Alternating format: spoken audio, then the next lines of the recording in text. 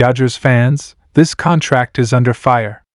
Blake Snell's massive $140 million deal with the Dodgers is getting slammed across the league, and not just for the price tag.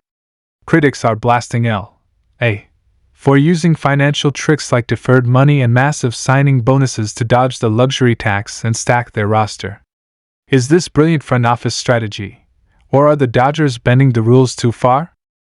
With Snell still sidelined and questions mounting, this deal could become one of the most controversial in recent memory. Smash that like button and let us know, did the Dodgers go too far?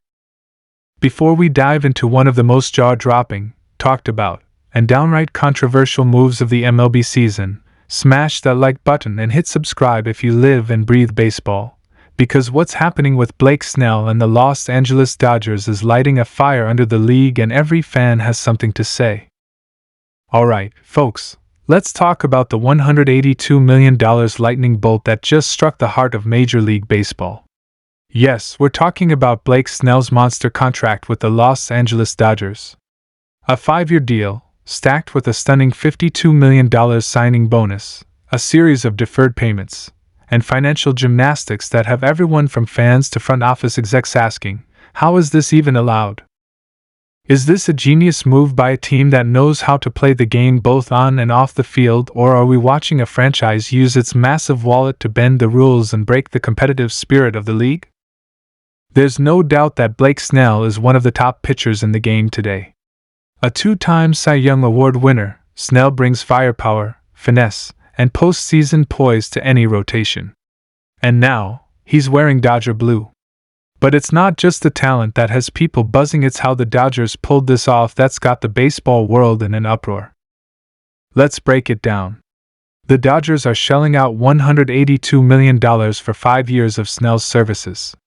On the surface, sure, that's a massive contract, but that's nothing new in today's MLB. The twist comes with the structure. The Dodgers gave Snell a mind-blowing $52 million signing bonus. That's right before even throwing a pitch in Dodger Stadium. Snell's already banking nearly a third of his total deal. Add to that a carefully crafted system of deferred payments, and what you get is a salary cap sleight of hand that allows the Dodgers to keep their luxury tax number surprisingly manageable. Why is that such a big deal? Because Major League Baseball's luxury tax system is designed to prevent exactly this kind of roster stacking by ultra-wealthy teams. The tax doesn't just punish high spenders with fines, it hits their ability to add more elite talent and manage future payrolls.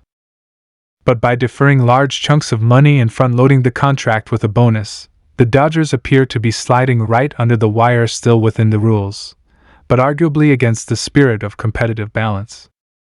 And this isn't the first time the Dodgers have pulled a rabbit out of their financial hat.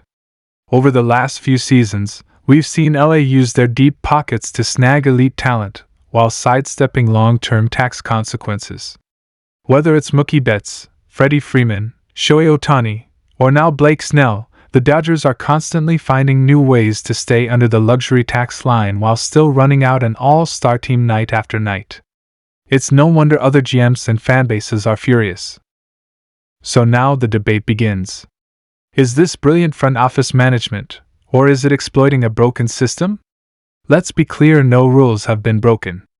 Every part of Snell's deal is technically allowed under the current MLB collective bargaining agreement.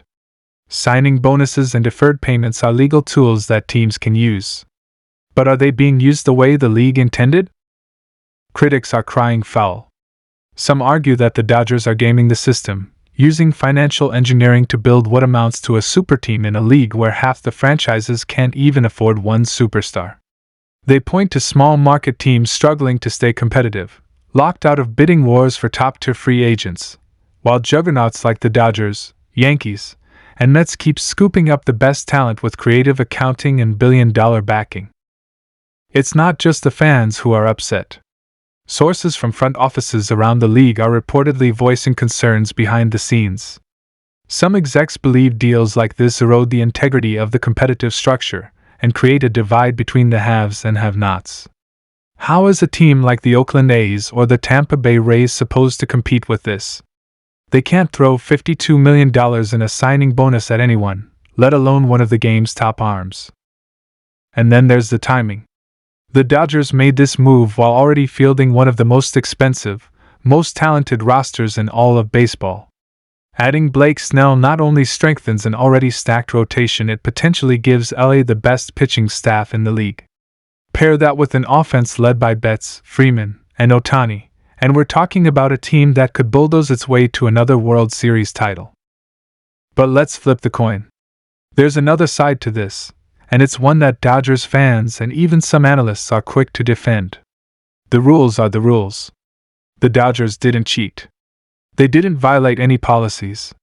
What they did was maximize their resources better than anyone else. They used the tools available under the CBA to build the strongest possible team. Isn't that what every front office is supposed to do? This is a franchise that invests in analytics, player development, and international scouting. They draft well, develop stars, and then use their revenue to retain them. Yes, they have more money than most teams, but they also use it smarter than most teams. That's not illegal, that's just good business. If other teams want to compete, they need to find their own edge, whether that's through innovation, smarter spending, or better development systems. Plus, let's not forget that the players themselves, including Blake Snell, want to get paid, and the Dodgers are one of the few franchises willing to meet those demands without hesitation. Should they be penalized for that? Or are they simply one of the few organizations willing to spend big to win big? Some fans even argue that this kind of bold spending is good for the game. After all, don't we want to see the best players on the field, in meaningful games, competing for championships? Isn't that what draws viewers, sells tickets, and grows the sport? The Dodgers are filling stadiums, selling jerseys, and generating excitement. Shouldn't we be celebrating that instead of tearing it down? But the core issue remains, is this creating an uneven playing field? When only a handful of teams can afford to offer massive deals like Snell's and do it in a way that barely touches their tax bill, it raises serious questions about fairness and sustainability in MLB. The league has long struggled with parity. For every team that can spend like the Dodgers, there are several others that simply can't. The result? A top-heavy league where the rich get richer and the rest are left hoping for a miracle. That's not great for fans in smaller markets. It's not great for teams trying to rebuild the right way. And it's not great for a sport trying to keep pace with the NFL and NBA in national popularity. And don't forget, if you're fired up about this story and want more deep dives into the biggest moves, wildest trades, and most shocking twists in baseball, hit that like button and subscribe to the channel. We've got a lot more coming your way, and you won't want to miss a pitch. Thanks for watching, and we'll see you in the next one.